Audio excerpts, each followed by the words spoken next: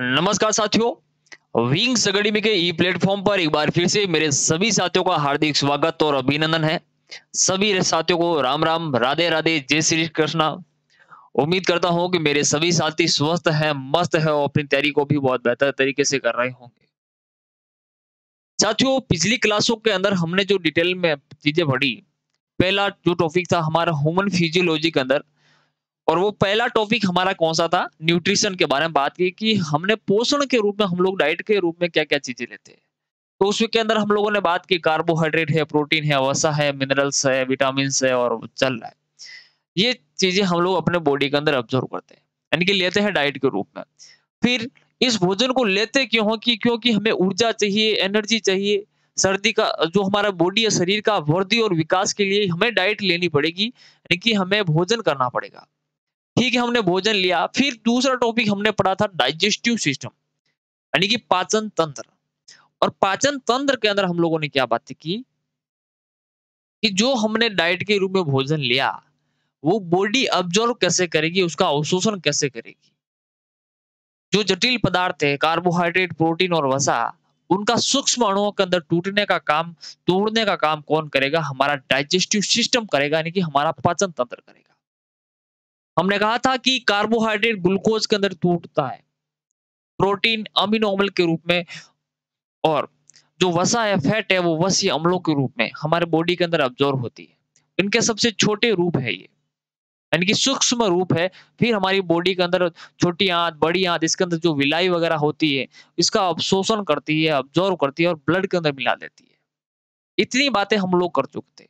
आज का जो टॉपिक हमारा है, वो है ब्लड के बारे में, यानी कि रक्त के बारे में। ये रक्त क्या है? रक्त की स्टडी को क्या कहते हैं? हमारे जो ब्लड ग्रुप है अलग-अलग, किसी का ए है, किसी का बी है, किसी का एबी है, किसी का ओ है। वो किस प्रकार से डिफाइन होता है?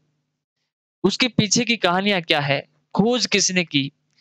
ब्लड के अंदर कौन-कौन सी चीज़ें हैं? उसके बारे में भी बात करेंगे। ब्लड सर्कुलेटरी सिस्टम को पढ़ने से पहले, ब्लड के ट्रांसपोर्टेशन को पढ़ने से पहले हम ये पढ़ेंगे कि ब्लड एक्चुअल में है क्या? वो किन-किन तत्वों से, किन-किन चीज़ों से मिलकर के बना हुआ है? ब्लड को बहुत बेहतर तरीके से समझेंगे पहले, उसके बाद में उसका ट्रांसपोर्टेशन को समझेंगे।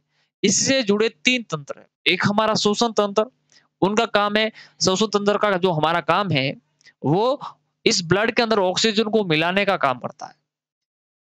हमारे जो एक्सक्रीटरी सिस्टम, उत्सर्जन तंत्र हम लोग पढ़ते हैं, उसके अंदर जो किडनी का जो काम है, वो क्या काम है? वो ब्लड को छानने का काम करता है, शुद्धिकरण का काम करता है। उसमें से जितने भी अपशिष्ट पदार्थ है, यूरिया है, अमोनिया है, उनको अलग करने का काम करता है। और ब्लड सर्कुलेटरी सिस्टम, यानी कि रक्त परिसंचरण तंत्र, ये 3 टॉपिक आपस में जुड़े हुए हैं। इसलिए पहले हम लोग ब्लड के बारे में पढ़ते हैं कि ब्लड किन-किन चीज़ों से मिलकर के बना हुआ होता है, ब्लड है क्या आखिर? चलिए, ब्लड, अब सबसे पहला पॉइंट आता है कि स्टडी ऑफ ब्लड क्या कहलाता है? Study of blood. Study of blood को हम लोग कहते हैं हेमेटोलॉजी। क्या कहते हैं?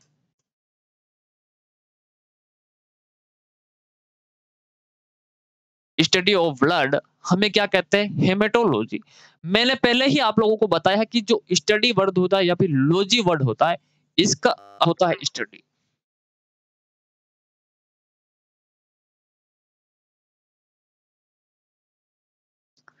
किसी का भी अध्ययन करना, वो कहते हैं हम लोग स्टडी, यानी कि स्टडी किसकी करेंगे? हेमेटोलॉजी, यानी कि ब्लड का अध्ययन को क्या कहते हैं? हेमेटोलॉजी। पहला पॉइंट, ब्लड एक्चुअल में है क्या? पर ब्लड एक तरल संयोजी,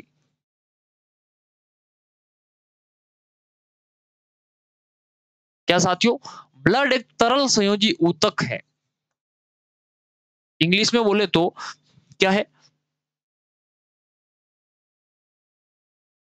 ब्लड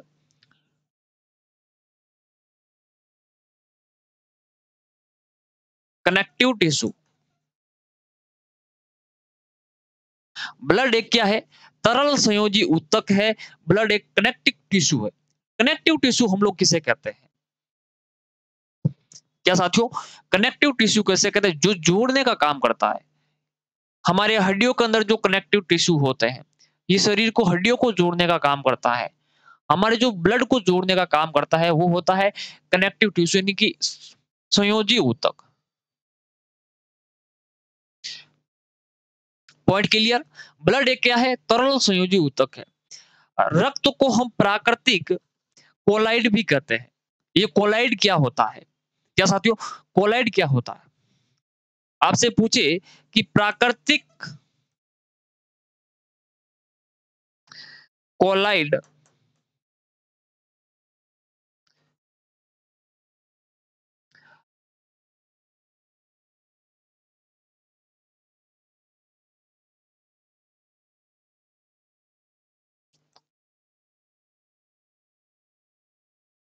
रक्त प्राकृतिक कोलाइड है। पॉइंट क्लियर हो रहा है कि नहीं हो रहा है? स्टडी ऑफ ब्लड हेमेटोलॉजी कहलाता है। फिर हमने क्या बात कही कि ब्लड एक तरल संयोजी ऊतक है यानी कि फ्लूइड कनेक्टिव टिश्यू है। हमारी रक्त एक तरल संयोजी ऊतक है। ऊतक का काम क्या है? जो कोशिकाओं से को जोड़ने का काम करती है। जो हमारी जो सबसे छोटी इकाई होती है कोशिका, उनको जो जोड़ के बहुत सारे ग्रुप ऑफ को सेल्स क्या कहलाती है? टिश्यू कहलाती है। ग्रुप ऑफ सेल्स क्या कहलाती है? टिश्यू कहलाती है। और जो टिश्यू जो ब्लड के अंदर होती है वो होती है फ्लूइड कनेक्टिव टिश्यू यानी कि संयोजी ऊतक होती है। समझ में आ गई? उसके बाद में रक्त प्राकृतिक कोलाइड है। ये कोलाइड क्या होता है? ऐसा समझ लीजिए अगर हम लोग किसी कपड़े को अंदर छानते हैं, किसी लिक्विड को, तो जो भी भाग उस कपड़े के ऊपर रह जाता है वो एक प्रकार का कोलाइड है। जैसे कि अगर आप दूध को छानेंगे कपड़े पर तो उसके ऊपर जो मलाई रह जाती है वो एक प्रकार की कोलाइड है। Point clear? इसके बारे में कोलाइड क्या होते हैं इसके बारे में हम लोग केमिस्ट्री के अंदर डिटेल में पढ़ेंगे।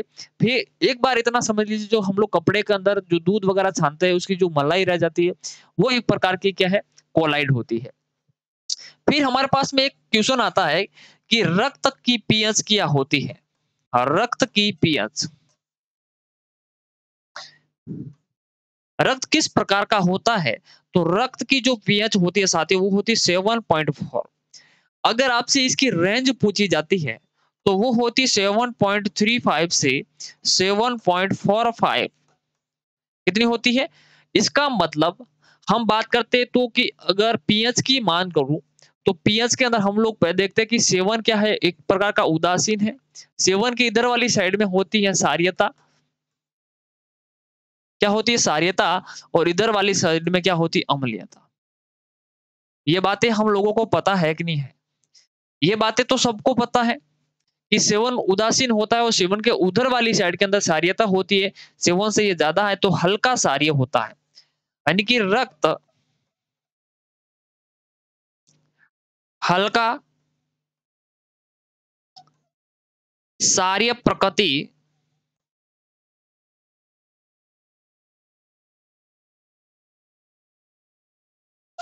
रक्त क्या होता है? हल्का सार्य प्रकृति का होता है। क्या ये पॉइंट आप लोगों को समझ में आया कि नहीं आया? Point clear? अब हम लोग आगे बढ़ते हैं। अगला पॉइंट क्या है कि रक्त का निर्माण होता कहां पर है? ये ब्लड बनता कहां पे है? बहुत प्यारा सा क्वेश्चन है। ब्लड का निर्माण यानी कि रक्त का निर्माण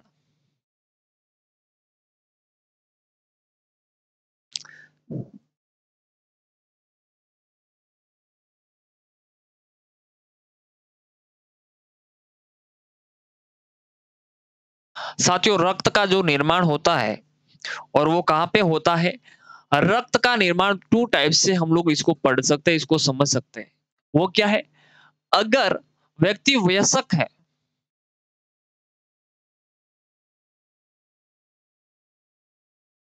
व्यक्ति एडल्ट है, तो उसका जो ब्लड है वो कहां पे बनता है? उसका जो फॉर्मेशन होता है ब्लड का, तो वो होता है हमारी अस्थि मज्जा के अंदर।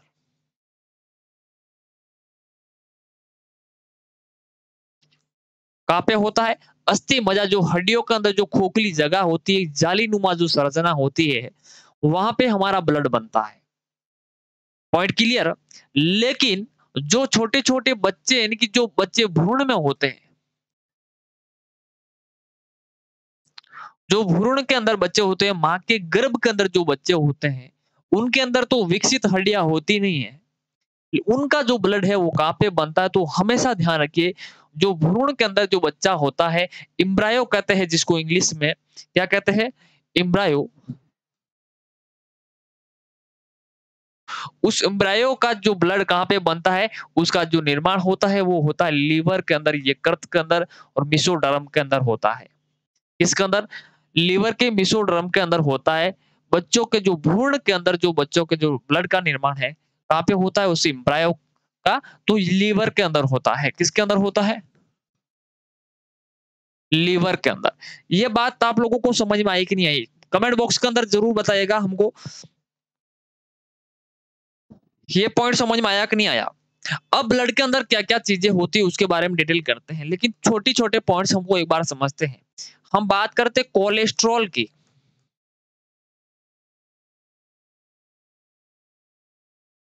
ब्लड का जो कोलेस्टेरॉल होता है, उसकी जो थिकनेस होती है, उसका जो फैटनेस होती है, वो कितना होता है? वो होता है साथियों आपका 200 ग्राम प्रति डेसीलीटर। क्या होता है? 200 ग्राम प्रति डेसीलीटर।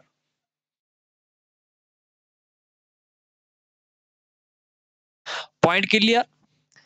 ब्लड का जो कोलेस्टेरॉल होता है, वो कितना होता है? तो 200 ग्राम प्रति डेसीलीटर होता है। डेसीलीटर यानी कि डेसी का मतलब डेका का मतलब 10 होता है, लीटर का मतलब लीटर होता है। Point clear? अब आपसे पूछा जाएगा कि ब्लड के अंदर हीमोग्लोबिन कितना होता है?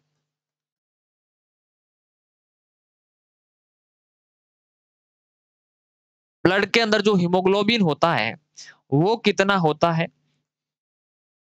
तो साथियों मैं आपको बता देता हूँ, जो ब्लड के अंदर हीमोग्लोबिन की मैं बात करूँ तो मेल के अंदर बात करूँ, यानी कि जो पुरुष होते हैं उसके अंदर कितना होता है? अगर मैं फीमेल की बात करूँ, दोनों के अंदर अलग-अलग होता है। दोनों के अंदर जो आपकी जो हीमोग्लोबिन है वो अलग-अलग होती है। अब हीमोग्लोबिन के अंदर कौन-सा धातु या कौन-सी तत्व पाई जाती है? इस हीमोग्लोबिन की वजह से ही साथियों हमारा जो रक्त है, हमारा जो खून है वो लाल रंग का होता है। और इसके अंदर मैं बात करूँ तो इसके अंदर कौन-सी धातु होती है? तो वो धातु होती है फेरस। क्या होती है? फेरस, जिसको हम लोग लोहा कहते हैं। क्या हो? लोहा। और ये जो लोहा है, जो आयरन होती है, वो मेल के अंदर थोड़ी ज़्यादा होती है, फीमेल के अंदर कम होती है। आप लोगों ने देखा होगा, लोहा कैसा होता है? स्ट्रॉन्ग होता है, मजबूत होता है ना? लोहा कैसा होता है? स्ट्रॉन्ग होता है, मजबूत होता है। आप लोग देखते हो को मेल और फीमेल के अंदर भी इसके अंदर डिफाइन जो डिफरेंट है, वो ये समझ सकते हैं कि जो 15-14 ग्राम प्रति डेसीलीटर की बात करूँ तो वो क्या होता है? वो किसके अंदर होता है? तो मेल के अंदर होता है। और मैं फीमेल की बात करूँ तो उसके अंदर होता है 13 ग्राम प्रति डेसीलीटर। पॉइंट क्लियर हो रहा है कि नहीं हो रहा है? आपको बातें समझ में आ रही है कि नहीं आ रही है? इसीलिए आप लोग देखते हैं कि जो महिलाओं के अंदर हीमोग्लोबिन कम, तो उसके अंदर आयरन कम यानी कि लोहा कम, तो महिलाएं मजबूत कम होती हैं कंपैरिजन मेल के यानी कि पुरुषों के बजाय। पुरुषों के अंदर आयरन ज्यादा, तो ताकत भी उतनी ज्यादा। Point clear? क्या समझ में आ रही है बातें नहीं आ रही है? हीमोग्लोबिन जिसके अंदर ज्यादा तो उसके अंदर खून भी ज्यादा, आरबीसी ज्यादा बनेगी, खून ज्यादा बनेगा। और महिलाओं के अंदर खून की थोड़ी बहुत कमी होती है, यानी कि क्योंकि उसके अंदर हीमोग्लोबिन कम, तो ब्लड भी उसके अंदर क्या होता है साथियों? ब्लड भी क्या होता है उसके अंदर कम बनता है। तो महिलाओं के अंदर हीमोग्लोबिन 13 ग्राम प्रति डेसीलीटर, पुरुषों के अंदर होता है 14 ग्राम प्रति डेसीलीटर। अब मैं आपसे बात करूं कि जिसके अंदर भी अगर आप ब्लड ग्रुप चेक कराओ, उसमें अगर आपके पास में हीमोग्लोबिन है तो आप इसको डोनेट भी कर सकते हो हीमोग्लोबिन को। इतनी बातें आप लोगों को आई होप समझ में आई होगी। क्या इतनी सारी बातें आप लोगों को समझ में आई कि नहीं आई? अब हम लोग आगे बढ़ते हैं। अगला पॉइंट क्या है देखिए, ब्लड का कार्य क्या है? रक्त है, रक्त का कार्य क्या है? हमारा जो ब्लड है वो काम क्या-क्या करता है? आप ध्यान दीजिए, जो भी चीजें चलती है लगातार चलती है, अगर आप हाथ को भी ज्यादा देर तक ऐसे रगड़ोगे तो इसके अंदर भी एक प्रकार की ऊष्मा होती है, इसके अंदर भी एक प्रकार की हीट होती है। छोड़ोगे थोड़ी देर बाद में वो भी ठंडा हो जाता है। रक्त हमारे शरीर के अंदर चलता रहता है। रक्त क्या करता है, उसका जो काम है वो क्या है? शरीर तापमान का निर्माण करता है आपके शरीर में। किसका निर्माण करता है? तापमान का निर्माण करता है। इसके अलावा और क्या करता है ब्लड? और रक्त का और क्या काम है? तापमान का नियंत्रण। तापमान का निर्माण कह सकते हैं, इसका नियंत्रण भी कह सकते हैं। आपके शरीर के अंदर ब्लड ट्रांसपोर्टेशन होता है, यानी कि रक्त का परिसंचरण होता है, सर्कुलेशन होता है। इसकी वजह से आपका जो बॉडी का टेम्परेचर है वो 37 डिग्री फ़ारेनहाइट सेल्सियस और 98.6 जो फ़ारेनहाइट होता है, वो हमेशा बना रहता है। अगर हमारे बॉडी के अंदर, हमारे शरीर के अंदर ये ब्लड अगर सर्कुलेट नहीं होता, तो हमारा टेम्परेचर भी नहीं होता, 37 डिग्री होता ही नहीं। ऐसा भी समझ लीजिए, जो भी चीज़ें चलती है आपस में किसी भी चीज़ों को रगड़ते हैं उसके अंदर ऊष्मा होती है। जो ताप का नियंत्रण करने का जो कार्य है किसके द्वारा किया जाता है? ब्लड के द्वारा किया जाता है। आपका जो शरीर का तापमान है वो किसके ऊपर डिपेंड है? इस ब्लड के ऊपर ही डिपेंड होता है। फिर दूसरा पॉइंट इसके अंदर आता है, वो क्या है? पोषक पदार्थों का परिवहन। क्या है? पोषक पदार्थों का परिवहन। अब मैंने आपको बताया था जब हम लोग डाइजेस्टिव सिस्टम पढ़ रहे थे कि कार्बोहाइड्रेट, प्रोटीन, वसा, मिनरल्स वगैरह इनका अब्जॉर्प्शन हो जाता है, यानी कि अवशोषण हो जाता है छोटी आंत, बड़ी आंत के अंदर। विलाई के द्वारा कर लिया जाता है। फिर ये ब्लड के अंदर चला जाता है। और यही पोषक पदार्थ कौन-कौन से हो गए हमारे? हमें पता है कि हमारी कार्बोहाइड्रेट, प्रोटीन है, वसा हो गई, आपकी जो विटामिन है, मिनरल है, जितने भी मिनरल्स है वो किसके अंदर घुल जाते हैं? ब्लड के अंदर। और ये ब्लड क्या करता है? पूरे शरीर के अंदर अलग-अलग हिस्सों के अंदर पहुंचाने का काम करता है इस पोषक पदार्थों को। जहां पे भी जिस कोशिका को जरूरत होती है वो उसको ले लेती है और उसका ऊर्जा निर्माण के अंदर उसका भागीदारी शुरू हो जाती है। पॉइंट क्लियर हुआ कि नहीं हुआ? पोषक पदार्थों का जो परिवहन है, ट्रांसपोर्टेशन है, वो किसके द्वारा किया जाता है? तो रक्त के द्वारा किया जाता है। गैसों का परिवहन। गैसों का परिवहन ये किसके द्वारा किया जाता है? हमारी गैसों का परिवहन, यानी कि O2 तथा CO2। आपकी जो ऑक्सीजन का जो परिवहन है, चाहे CO2 का जो परिवहन है, वो किसके द्वारा किया जाता है? तो इस ब्लड के द्वारा किया जाता है, इस रक्त के द्वारा किया जाता है ऑक्सीजन का परिवहन। ठीक है? चलिए अगला पॉइंट क्या है?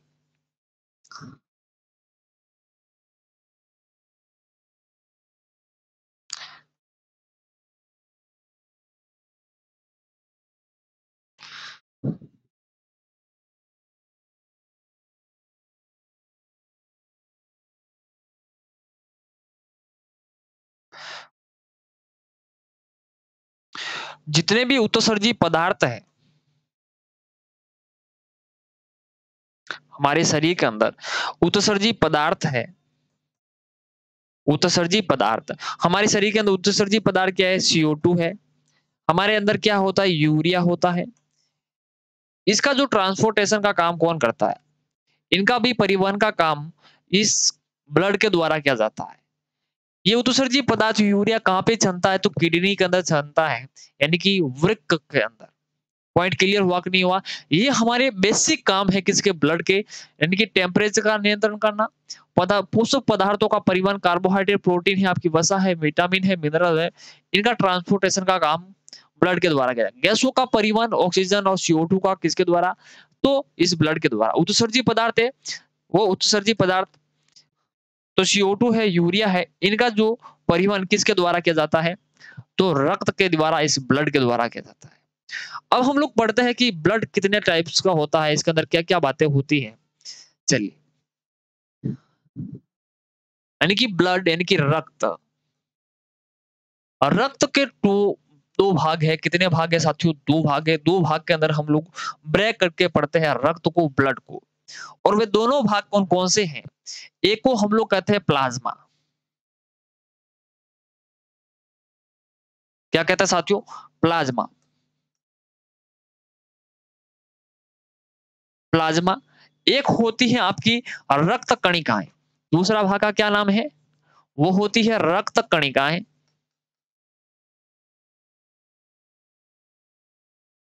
और रक्त कणिकाएँ यानी कि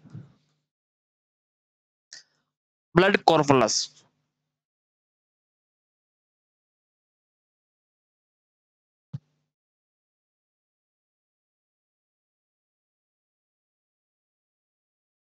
ब्लड कॉर्पुलस।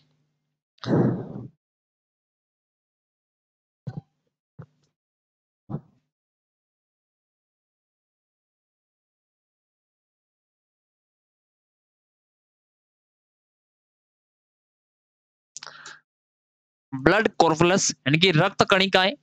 अब मैं आपको बता देता हूँ कि जो प्लाज्मा होती है हमारे शरीर के अंदर, क्या होती है? प्लाज्मा। और वो प्लाज्मा कितना भाग होता है? हमारे ब्लड ब्लड का 55% भाग होता है किसका? इस प्लाज्मा का। 55% जो हिस्सा है, वो किसका होता है? प्लाज्मा का।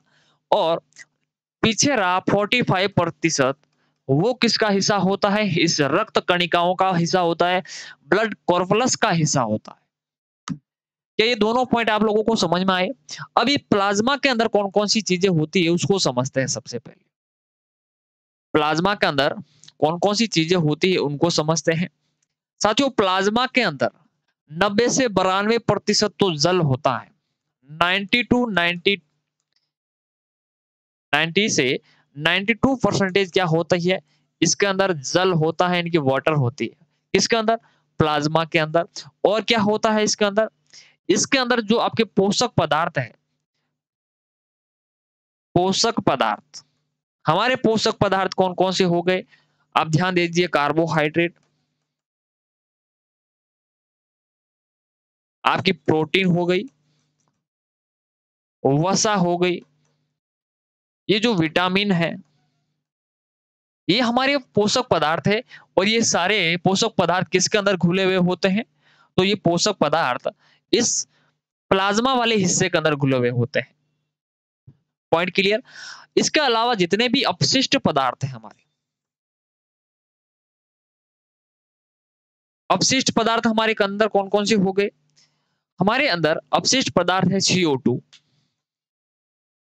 यूरिया। ये किसके साथ में घुले हुए होते हैं? इस प्लाज्मा वाले हिस्से के अंदर घुले हुए होते हैं। किसके अंदर? प्लाज्मा वाले हिस्से के अंदर घुले हुए होते हैं हमारे अपशिष्ट पदार्थ। हमारे जो उत्सर्जी पदार्थ है किसके अंदर? इस प्लाज्मा के अंदर घुले हुए होते हैं। अच्छा, फिर रक्त कणिकाओं के अंदर हम लोग क्या चीजें पढ़ते हैं? इसके अंदर साथियों पढ़ते हैं हम लोग आरबीसी। इसी के अंदर हम लोग पढ़ते हैं, दूसरा पॉइंट पढ़ते हैं इसके अंदर डब्ल्यूबीसी। और तीसरा पॉइंट है इसके अंदर प्लेटलेट्स।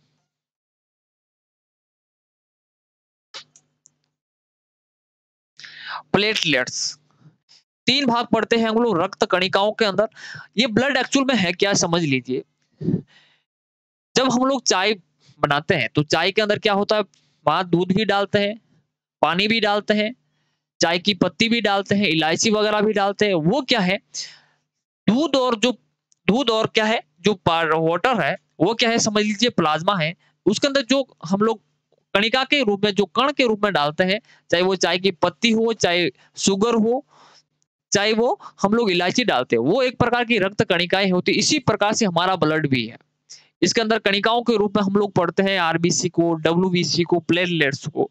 लेकिन उसका जो वाटर का, जो मिल्क का जो वर्किंग है, वो एक प्रकार की प्लाज्मा है। क्या पॉइंट क्लियर हुआ कि नहीं हुआ? इसके अलावा एक और इंपॉर्टेंट क्वेश्चन बनता है हमारे सामने कि प्लाज्मा के अंदर कौन-कौन सी प्रोटीन्स होती है, इंपॉर्टेंट है। तो अगला पॉइंट के अंदर लिखिए, ये जो प्लाज्मा है, प्लाज्मा में उपस्थित प्रोटीन,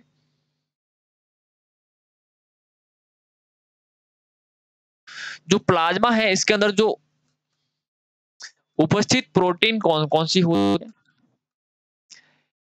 मोस्ट इंपॉर्टेंट है, ये पूछा हुआ क्वेश्चन है। और कौन कौन सी प्रोटीन होती है, एक होता है फाइब्रिनोजन। जो फाइब्रिनोजन प्रोटीन होती है वो किसके अंदर होती है, तो प्लाज्मा के साथ में घुली हुई होती है। किसके साथ में, प्लाज्मा के साथ में। इस फाइब्रिनोजन का काम क्या है, इसकी वर्किंग क्या है, रक्त स्कंदन के अंदर भाग लेती है। ब्लड क्लोटिंग के अंदर कौन हिस्सा लेती है, ये फाइब्रिनोजन लेती है। किसके अंदर घुली हुई होती है, तो ये प्लाज्मा के साथ में घुली हुई होती है, एक प्रकार की क्या है, प्रोटीन है। इसके अलावा होती है एल्ब्यूमिन।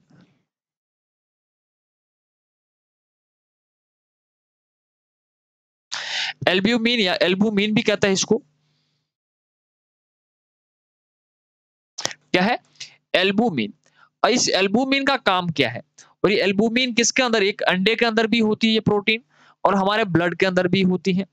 एल्बुमिन का काम है परासरणी संतुलन करना। क्या काम है इसका, परासरणी संतुलन।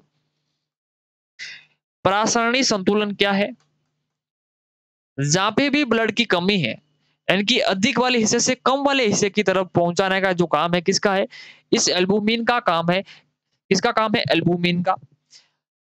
एक और प्रोटीन होती है जो प्लाज्मा के साथ में होती है, वो है ग्लोबुलिन। क्या नाम आता है, ग्लोबुलिन। और इस ग्लोबुलिन का काम क्या है, ये एंटीबॉडी का काम करती है, यानी कि प्रतिरक्षा। प्रतिरक्षा का निर्माण कौन करती है, तो ग्लोबुलिन करती है। तो प्लाज्मा के अंदर कौन कौन सी प्रोटीन है, तो ये तीनों प्रोटीन आप लोगों को ध्यान में रखना है, ये प्लाज्मा के साथ में घुली हुई होती है। क्या क्या नाम है, फाइब्रिनोजन होती है, रक्त स्कंदन यानी कि ब्लड क्लोटिंग के अंदर हिस्सा लेती है। एल्ब्यूमिन परासरणी संतुलन का काम करती है। और ग्लोबुलिन ये एंटीबॉडी के निर्माण में सहायक होती है। ये पॉइंट आप लोगों को ध्यान में रखने हैं। इतनी सारी बातें आप लोगों को आई होप समझ में आई होगी।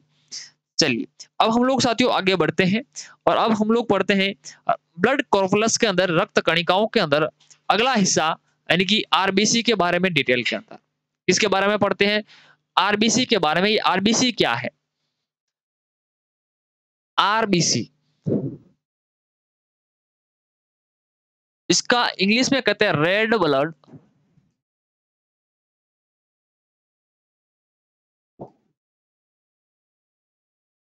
कॉर्पुलस, लाल लाल रक्त कणिकाएं। क्या नाम है इसका, लाल रक्त कणिकाएं।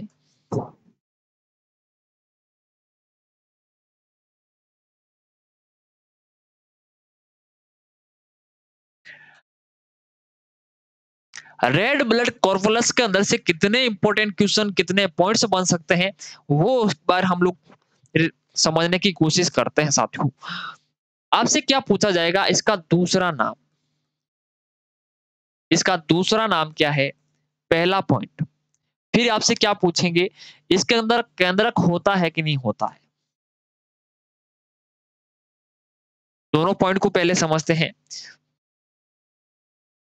दूसरा नाम, इसका दूसरा नाम क्या है, इरिथ्रोसाइटस। क्या नाम है इसका,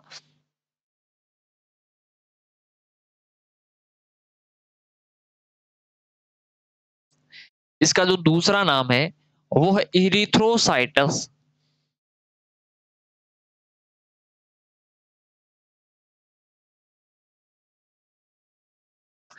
इरिथ्रोसाइट्स, आरबीसी का दूसरा नाम इरिथ्रोसाइट्स। क्या इसके अंदर केंद्रक होता है, तो हम कहेंगे गुरुजी नहीं होता है। लेकिन इसके अंदर भी अपवाद है। क्या है, इसके अंदर भी अपवाद है। और वो अपवाद क्या है,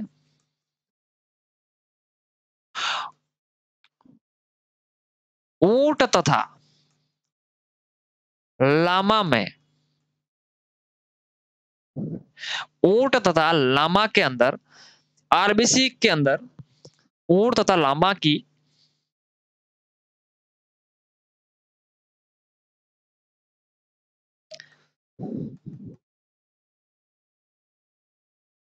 केंद्रक उपस्थित होता है। क्या होता है साथियों, ऊंट तथा लामा की जो आरबीसी होती है उसके अंदर जो केंद्रक यानी कि जो न्यूक्लियस होता है वो उपस्थित होता है। यहाँ से एक और इम्पोर्टेंट क्वेश्चन बनता है कि वो कौन सा है कि आपसे पूछा जाएगा क्या आरबीसी से हम किसी का ब्लड ग्रुप पता कर सकते हैं? आरबीसी से हम किसी का डीएनए पता कर सकते हैं क्या? पता लगा सकते हैं ये किसका आरबीसी है? मेरा है, आपका है, किसी और का है? क्या पता लगाया जा सकता है इस आरबीसी से? अगर सिर्फ आपको आरबीसी दी जाए तो क्या उसका डीएनए पता किया जा सकता है? नहीं किया जा सकता है। हम जानते हैं कि जो हमारी जो डीएनए और आरएनए होते हैं और वो कहाँ पर स्थित होते हैं? वो होते हैं न्यूक्लियस के अंदर यानी कि केंद्रक के अंदर उपस्थित होते हैं। अब इसके अंदर केंद्रक होता भी नहीं है, तो फिर इनके अंदर नहीं मिलेगा, यानी कि हम पता नहीं कर सकते ये किसका डीएनए है। Point clear? लेकिन हमारे जो नाखून है, हमारे बाल है, इसे पता किया जा सकता है कि किसका डीएनए है। Point clear? चलिए, और इसके अंदर से क्या-क्या इंपॉर्टेंट क्वेश्चन बन सकता है?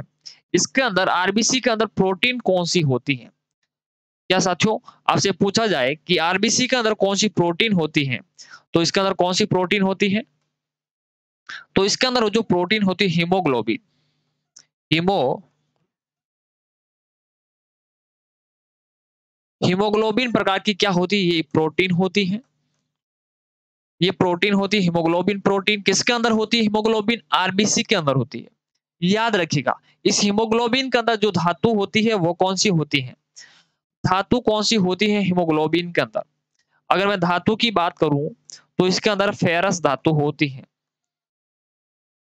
आयरन होती है, फेरस होती है। पॉइंट क्लियर हुआ कि नहीं हुआ? इस पॉइंट को भी आप लोगों को विशेष रूप से ध्यान रखना है। कौन-सी धातु होती है हीमोग्लोबिन के अंदर? तो फेरस धातु होती है। ब्लड का जो लाल रंग है, इस लाल रंग, रक्त लाल, इसी कारण से होता है।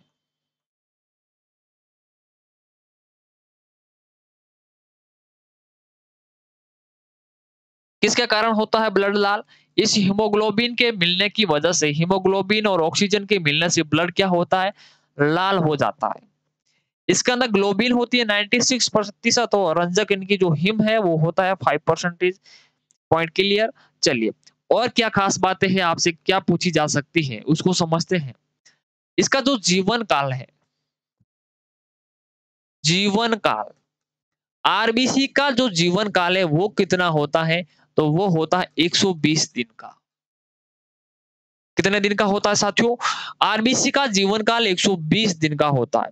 और क्या इंपॉर्टेंट क्वेश्चन बन सकता है? इसका जीवन काल 120 दिन का हो सकता है। इसका निर्माण कहाँ पे होता है? आपकी जो आरबीसी है उसका जो निर्माण है वो कहाँ पे होता है? इसका निर्माण होता है अस्थि मज्जा के अंदर। अस्थि मज्जा के अंदर, बोन मैरो के अंदर।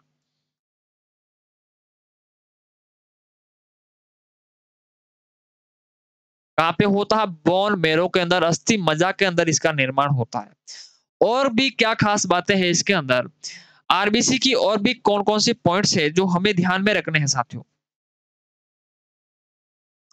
हमें पूछा जा सकता है कि इसका कब्रिस्तान कहाँ पे है? ये मरती कहाँ पे, खत्म कहाँ पे होती है? इनके पास में लाइसोजाइम नहीं होता है। Lysosome sorry. लाइसोसोम जिसके अंदर नहीं होता है, तो इनके लिए मरने का जो स्थान है, जो आरबीसी डेड हो जाती है, तो वो कहाँ पे जाएगी? तो इस तो इसको कहते हैं कब्रिस्तान।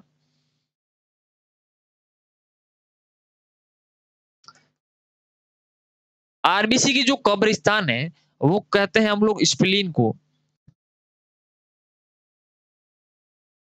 स्प्लीन, जिसको तिल्ही भी कहते हैं।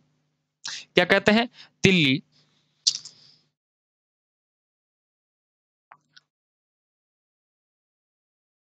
स्प्लीन या फिर तिल्ली इनकी। Point clear? आरबीसी का कब्रिस्तान किसे कहते हैं? तो स्प्लीन को कहते हैं। निर्माण कहाँ पे होता है? अस्थि मज्जा यानी कि बोन मैरो के अंदर। इसका जो जीवन काल है वो होता है 120 दिन का। इतने सारे पॉइंट्स आप लोगों को समझ में आए कि नहीं आए? क्या इतने सारे पॉइंट्स आप लोगों को समझ में आए कि नहीं आए? आपसे पूछा जाएगा कि आरबीसी का जो कार्य है, ये कार्य क्या करती है? इसका काम क्या है? तो आप कहेंगे कि इसका निर्माण है ऑक्सीजन का परिवहन। O2 का जो परिवहन है, वो आरबीसी के द्वारा किया जाता है। ऑक्सीजन का परिवहन आरबीसी के द्वारा किया जाता है। इसके अलावा आपसे पूछा जाए, इसकी मात्रा कितनी होती है हमारे ब्लड के अंदर? तो समझ लीजिए 50 लाख।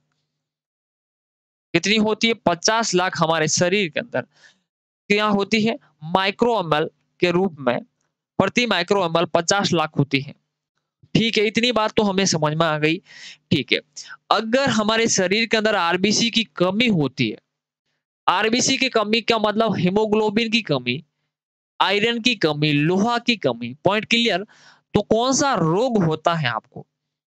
इनकी कमी से कौन सा रोग होगा? तो आपको रोग होगा एनीमिया।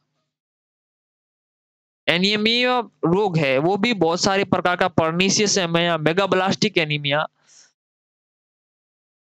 इसके बारे में जब रोग पढ़ेंगे, उसके बारे में एनीमिया के जितने भी प्रकार है उसके बारे में डिटेल में पढ़ेंगे।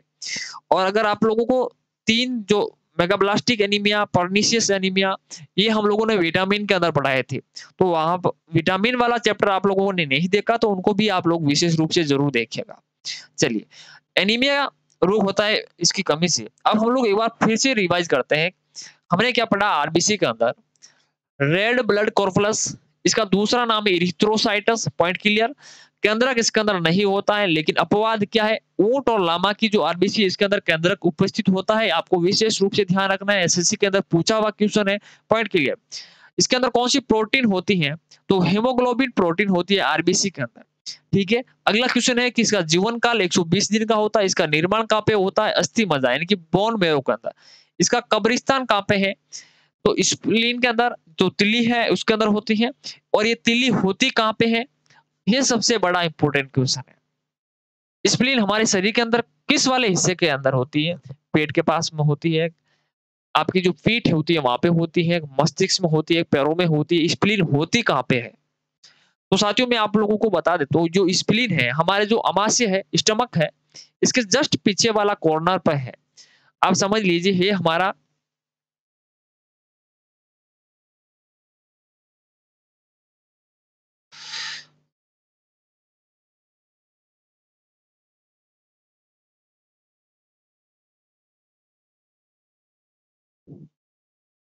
तो ये हमारा अमाशय है, तो इसके जो पीछे वाला हिस्सा है इधर, यहाँ पे होती है स्प्लीन। पॉइंट क्लियर हुआ कि नहीं हुआ? इस वाले हिस्से के पास में क्या होती है? हमारी स्प्लीन होती है, यानी कि पिल्ला होती है, जहां पर आरबीसी का कब्रिस्तान होता है। चलिए, अगला पॉइंट लिखते हैं हम लोग डब्ल्यूबीसी के बारे में। डब्ल्यूबीसी, डब्ल्यूबीसी इसके पास में कलर कैसा होता है? इसके पास में व्हाइट कलर। क्या है? White blood corpuscles, white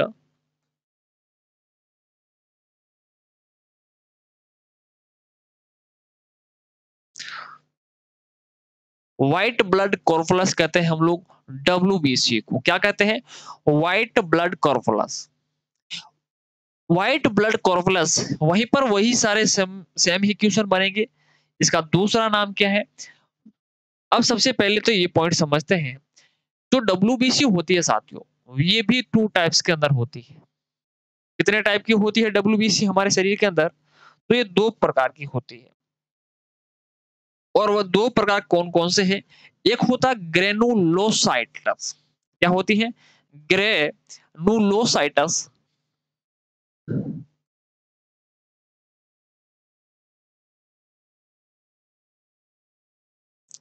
ग्रेनुलोसाइटस। एक होता है अग्रेनुलोसाइटस।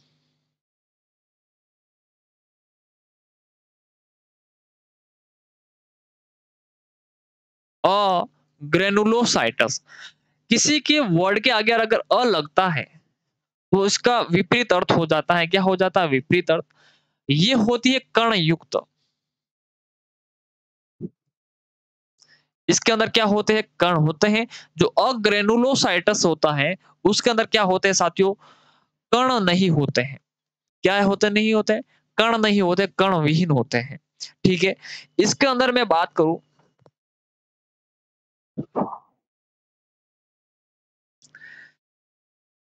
ग्रेनुलोसाइट होती हैं, इसके अंदर क्या-क्या चीजें होती हैं? इसके अंदर होती है न्यूट्रोफिल। क्या होती है? एक होती है न्यूट्रोफिल, इसके अंदर होती है इओसिनोफिल। क्या होती है? इओसिनोफिल।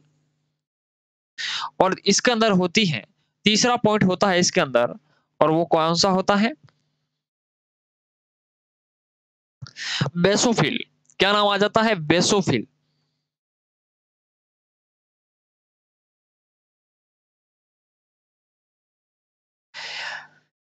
न्यूट्रोफिल, इओसिनोफिल और बेसोफिल, ये होता है ग्रेनुलोसाइट, यानी कि कण युक्त होते हैं।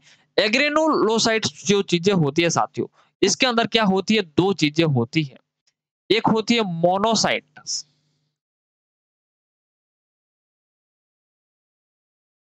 क्या होती है? मोनोसाइट। एक होती है आपकी ल्यूकोसाइट। क्या है? लिम्फोसाइटस।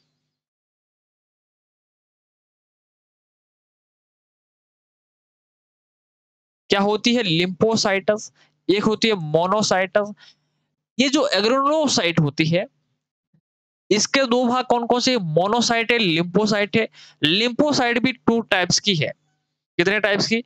एक है बी टाइप, बीटा सेल कहते हैं जिसको, और एक होता है टी सेल। टी कोशिका और बी कोशिका कह सकते हैं इसको। बी सेल्स और टी सेल्स के अंदर क्या डिफरेंस है उसके बारे में भी समझेंगे। हमारे जैसे ही हमारे शरीर के अंदर प्रतिरक्षा का निर्माण करने का काम कौन करता है? ये डब्ल्यूबीसी करती है। रोगों से लड़ने का काम कौन करती है? हमारी डब्ल्यूबीसी करती है।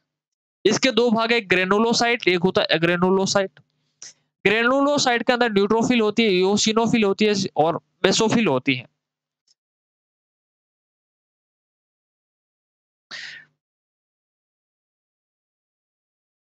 क्या नाम है? बेसोफिल कहते हैं।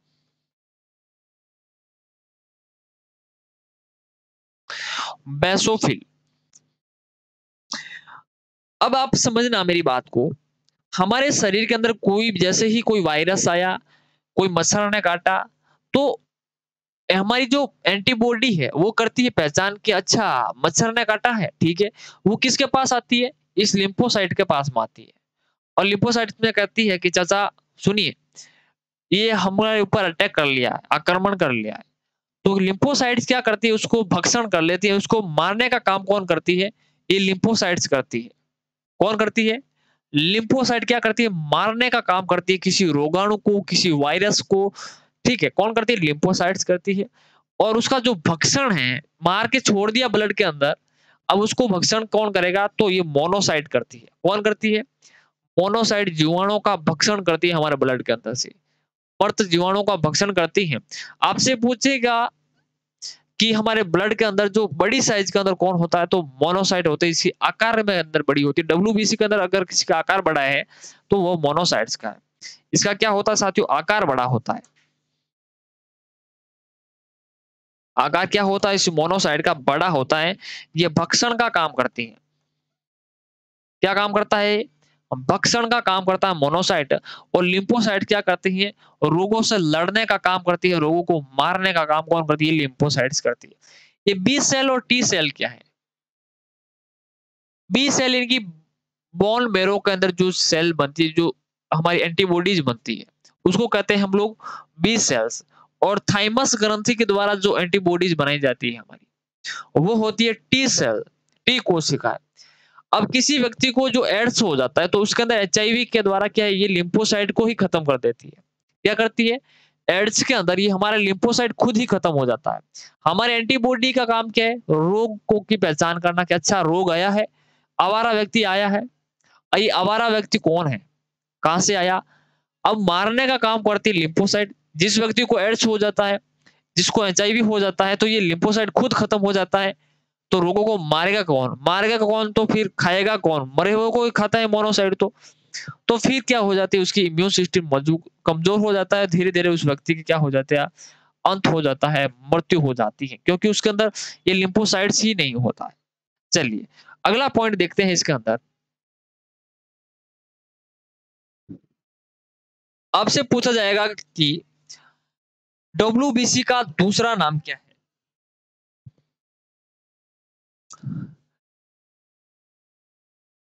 दूसरा नाम इसका, डब्ल्यूबीसी का दूसरा नाम क्या है? ल्यूकोसाइट।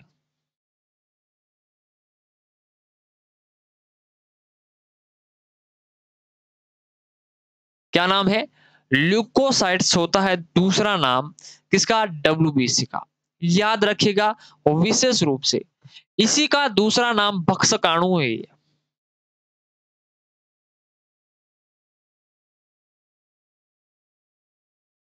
क्या नाम है? भक्षकाणु भी है। फेगोसाइटस भी किसे कहते हैं? तो इस डब्ल्यूबीसी को कहते हैं।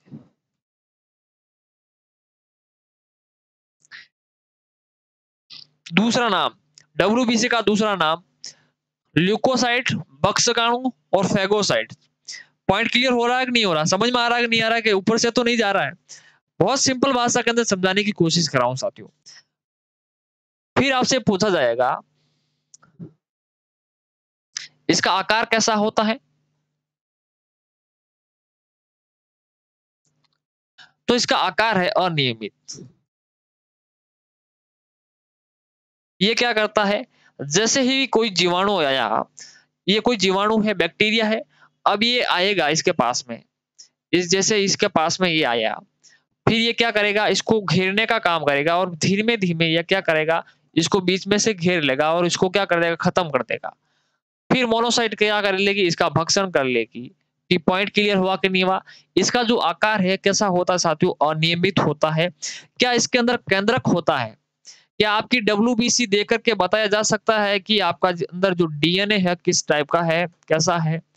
इसके अंदर केंद्रक, क्या इसके अंदर डब्ल्यूबीसी के अंदर केंद्रक होता है? तो हम बोलेंगे यस होता है। केंद्रक होता है तो हम पता कर सकते हैं कि इसके अंदर कौन सी, क्या किसका डीएनए है, किसका पुत्र है, ये पॉइंट भी हम लोग बता सकते हैं। इसके अंदर आरएनए, डीएनए के बारे में पता किया जा सकता है। किसके द्वारा? डब्ल्यूबीसी के द्वारा। क्योंकि इसके अंदर केंद्रक यानी कि न्यूक्लियस होता है। न्यूक्लियस के अंदर ही क्या होती है? आपकी डीएनए, आपकी आरएनए किसके अंदर होती है? न्यूक्लियस के अंदर होती है। इतनी बात समझ में आ गई। इनका जो कार्य है वो क्या है? डब्ल्यूबीसी का काम क्या है? रोगाणु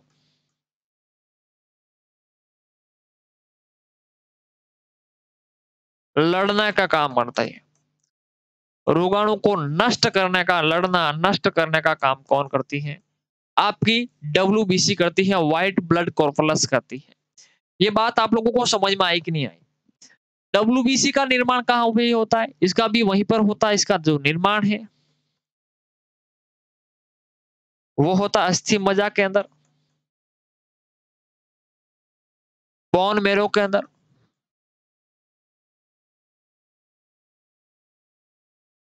बोन मैरो के अंदर होता है इसका भी निर्माण। फिर इसका जीवन काल कितना होता है? डब्ल्यूबीसी का जीवन काल कितना होता है साथियों? तो डब्ल्यूबीसी का जो जीवन काल है वो 3 से 4 दिन का होता है। 3 से 4 दिन। डब्ल्यूबीसी का जीवन काल 3 से 4 दिन का होता है। आपसे पूछा जाए कि हमारे शरीर के अंदर इसकी जो मात्रा है वो कितनी होती है? वो होती है, समझ लीजिए, 10,000। कितनी होती है? 10,000 होती है हमारे शरीर के अंदर मात्रा। सर्वाधिक मात्रा आरबीसी की होती है 50 लाख, इसकी होती है 10,000। डब्ल्यूबीसी, व्हाइट ब्लड कॉर्पलस की। फिर आपसे पूछा जाएगा कि लिम्फोसाइटस एंटीबॉडी के निर्माण में भाग लेती है। क्या है साथियों? लिम्फोसाइट, जो लिम्फोसाइट्स होती है वो क्या करती है? एंटीबॉडी,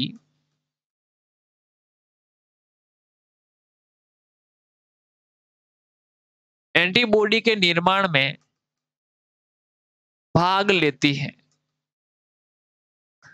राइटिंग तो थोड़ी अच्छी नहीं है प्यारे साथियों, लेकिन आपको समझ में जरूर आ जाएगा। लिखा हुआ आपको स्पष्ट दिखाई देगा, इतने में उम्मीद कर सकता हूं, है ना? चलिए कोई नहीं। लिम्फोसाइट से एंटीबॉडी के निर्माण में भाग लेती है। जब हम लोग व्हाइट बोर्ड पे पढ़ाते हैं तो जो उसका मार्कर जो मोटाई है वो ज्यादा हो, इसकी थोड़ी छोटाई छोटी है, तो इसी वजह से हमारा तो हैबिचुअल नहीं हो पाए इससे। लिम्फोसाइटस एंटीबॉडी के निर्माण में भाग लेती है। Point clear. अगर किसी भी व्यक्ति के अंदर डब्ल्यूबीसी की कमी होती है तो एक रोग हो जाता है ल्यूकेमिया। कौन सा रोग होता है इसके अंदर? डब्ल्यूबीसी के अंदर जो रोग है वो कौन सा होता है? ल्यूकेमिया। ल्यूकेमिया। इसके अंदर क्या होती है? जो अपरिपक्व जो हमारी डब्ल्यूबीसी है उसकी जो मात्रा है वो अत्यधिक हो जाती है, यानी कि संख्या बढ़ जाती है। क्या होता है? पॉइंट को समझिएगा। अपरिपक्व, अपरिपक्व डब्ल्यूबीसी की अत्यधिक संख्या का बढ़ना, इसको हम लोग ब्लड कैंसर भी, रक्त कैंसर के रूप में भी जानते हैं।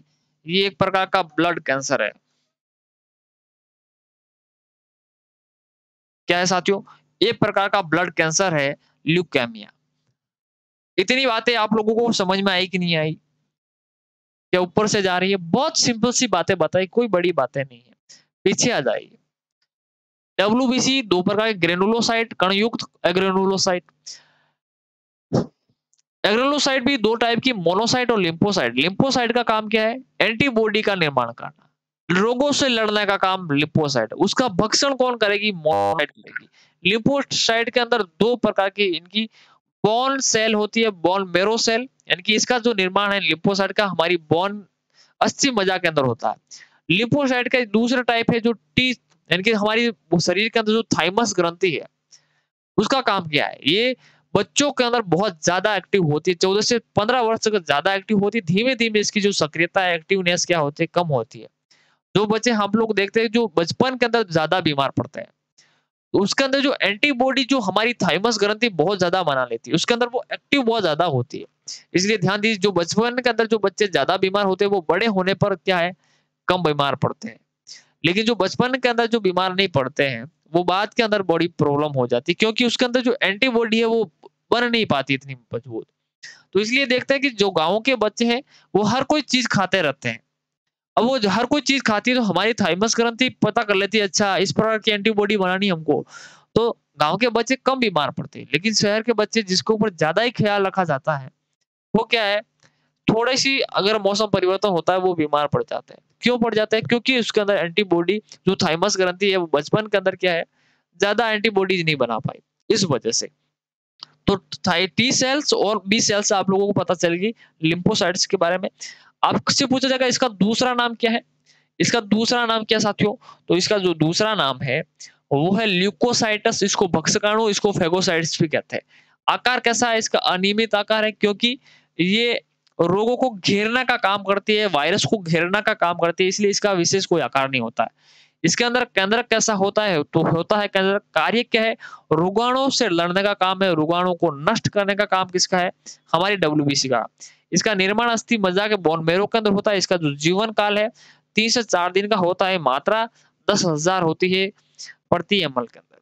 चलिए अगला पॉइंट देखते हैं। अगला पॉइंट क्या है हमारे साथ में? तो साथियों अगला पॉइंट है हमारे पास में प्लेटलेट्स। ये प्लेटलेट्स क्या है उसको समझते हैं।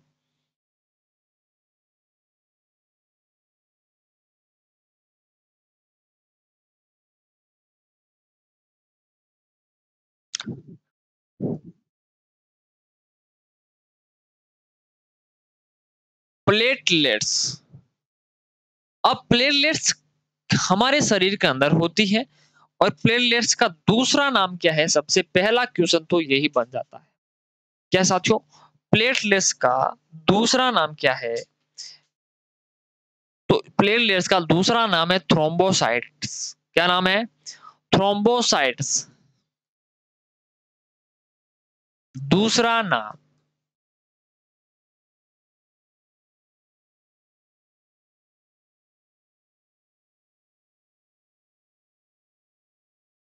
थ्रोम्बोसाइट्स किसका नाम है? प्लेटलेट्स का दूसरा नाम है। इसका जो आकार है वो कैसा होता है? मैं आकार की बात करूं तो इसका पट्टिका नुमा। अनियमित आकार होता है डब्ल्यूबीसी का। गोल आकार किसका होता है? आरबीसी का होता है। इसका आकार थोड़ा पट्टी के समान होता है, पट्टिका नुमा होता है। इसके अंदर क्या केंद्रक होता है? बहुत प्यारा सा क्वेश्चन है कि प्लेटलेट्स के अंदर केंद्रक होता है, तो हम कहेंगे नहीं होता है, अनुपस्थित। इसके अंदर क्या नहीं होता है? प्लेटलेट्स के अंदर, इसके अंदर केंद्रक नहीं होता है। प्लेटलेट्स का काम क्या है? इसके कार्य की बात करें तो ये इसका काम है रक्त थक्का बनाने में सहायक होता है, ब्लड क्लोटिंग में सहायक, ब्लड क्लोटिंग में सहायक, ब्लड क्लोटिंग के अंदर कौन सहायक है? तो हमारी प्लेटलेट्स से है। फिर आता है इसका जीवन काल कितना होता है? क्या साथियों, इसका जो जीवन काल है वो कितने दिन का होता है? जीवन काल हमारी जो प्लेटलेट्स है इसका जो जीवन काल है वो होता है 7 दिनों का। कितने दिन का होता है? 7 से 8 दिन कीजिएगा, 7 से 8 दिन। प्लेटलेट्स का जीवन काल 7 से 8 दिन का होता है। निर्माण इसका भी अस्थि मज्जा के अंदर ही होता है। अगर हमारी प्लेटलेट्स की कमी होती है तो कौन सा रोग होता है? आप लोगों ने देखा होगा, ये बहुत भयंकर बीमारी होती है, रोग की बात कर रहा हूं मैं, और वो रोग होता है आपका डेंगू। किसकी वजह से होता है? मादा एडिज मच्छर की वजह से। ये स्वच्छ पानी के अंदर भी फैल जाता है, स्वच्छ पानी के अंदर भी मादा एडिज मच्छर। इस मादा एडिज मच्छर की वजह से और कौन-कौन से रोग हो जाते हैं? आपका जो चिकनगुनिया होता है वो भी मादा एडिज की वजह से होता है। आपका डेंगू रोग ये भी मादा एडिज की वजह से। आपका जो जिका रोग होता है वो भी किस वजह से होता है? मादा एडिज की वजह से होता है। इस मादा एडिज की वजह से आपको चिकनगुनिया हो जाता है। इस मादा एडिज की वजह से आपको डेंगू रोग हो जाता है, डेंगू रोग, है ना? डेंगू इसके अंदर आपकी जो प्लेटलेट्स है उसकी जो संख्या है उसको कम हो जाती है। इसके अंदर से इसकी वजह से भी कौन-सा रोग हो जाता है? जिका रोग हो जाता है। ये जिका रोग क्या होता है? एक बंदरों की प्रजाति है, युगांडा के जो जंगलों के अंदर एक बंदरों की प्रजाति के अंदर एक विशेष प्रकार का ये रोग पाया गया है। तो वो कौन-सा है? जिका रोग। इसके अंदर क्या हुआ, आप जो मस्तिष्क का जो आकार है वो छोटा हो जाता है, अपेक्षाकृत छोटा हो जाता है और सही ढंग से काम भी नहीं करता। हमारा ब्रेन मेन सिस्टम है, ये सीपीयू का काम करता है, और अगर ये भी ढंग से काम नहीं करता है, तो फिर व्यक्ति किसी काम का नहीं होता है। इस जिका रोग की वजह से होता है। Point clear? ये रोग हो जाता है जिका रोग की वजह से। अगर मैं इसकी मात्रा की बात करूँ, इसकी जो मात्रा है वो कितनी होती है हमारे शरीर के अंदर, कितनी होनी चाहिए? मिनिमम होनी चाहिए 1.5 लाख, कम से कम 1.5 लाख से लेकर के इसकी जो रेंज है साथियों वो 4 लाख तक होती है। 1.5 से 4 लाख की इसकी रेंज होती है, मात्रा होती है। नॉर्मली 2.5 से 3 लाख हर व्यक्ति के अंदर होने चाहिए प्लेटलेट्स की मात्रा। अगर इससे कम होती है तो फिर आप रोग के शिकार है, आप रोगी हैं, ध्यान देते हैं ना, ठीक है? अगर इसके बढ़ाने के उपाय क्या है? आप गिलोय पीजिए, गिलोय का जूस, गिलोय का जूस पीजिए, आप एलोवेरा पीजिए। इसकी वजह से भी क्या होता है? प्लेटलेट्स साथियों हमारी बढ़ती है। जो बकरी का दूध होता है, बकरी का दूध, ये भी पीने से आपकी जो प्लेटलेट्स है वो बहुत फास्ट तरीके से बनती है। इतने सारे पॉइंट्स आप लोगों को आई होप समझ में आए होंगे। अगली क्लास के अंदर हम लोग जो चर्चा करेंगे वो साथियों किसके बारे में करेंगे? हम पढ़ेंगे अगली क्लास के अंदर आपका जो ब्लड ग्रुप है अलग-अलग। आपका ए ब्लड ग्रुप है, बी है या एबी है या ओ है, वो कैसे ज्ञात करते हैं, क्या होता है ब्लड ग्रुप, कैसे निकालते हैं, इसकी जो खोज है वो किसके द्वारा की गई। इसके बाद में हम लोग पढ़ेंगे कि ब्लड क्लॉटिंग कैसे होती है, रक्त का जो थक्का है वो कैसे बनता है, इसके बारे में भी चर्चा करेंगे। फिर हम लोग पढ़ेंगे कि अलग-अलग बच्चों का जो अलग-अलग ब्लड ग्रुप है वो कैसे निकाला जाता है। माता का ए है, पिता का बी है, तो बच्चों के अंदर कैसे होने की संभावना है। इसके बारे में भी पढ़ेंगे हम लोग अगली क्लासों के अंदर। मिलते हैं अगली क्लास के अंदर, तब तक हँसते रहिए, मुस्कुराते रहिए और अपनी तैयारी को और बेहतर करते रहिए। धन्यवाद, जय हिंद। अगर ये सेशन आपको अच्छा लगता है, तो अपने साथियों के साथ में ज़रूर शेयर करना साथियों। Thank you.